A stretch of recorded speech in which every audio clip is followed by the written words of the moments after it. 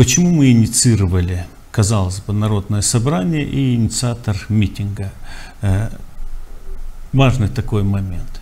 Да потому что все то, что мы делаем или делали до сих пор для того, чтобы предотвратить вот то развитие событий, которое надвигается для нашего общества, для Гагаузии, оно не дало нужного эффекта. Мы множество раз обращали внимание общественности, да и мировое сообщество наших международных партнеров, дипломатический корпус, о том, что проводимая центральными властями в отношении Гагаузии политика, она абсолютно не отвечает тем демократическим ценностям, что декларирует наше руководство, идя по пути вхождения в семью Европейского Союза и принимая на себя вот такого рода международные обязательства, в том числе и в части соблюдения прав национальных меньшинств.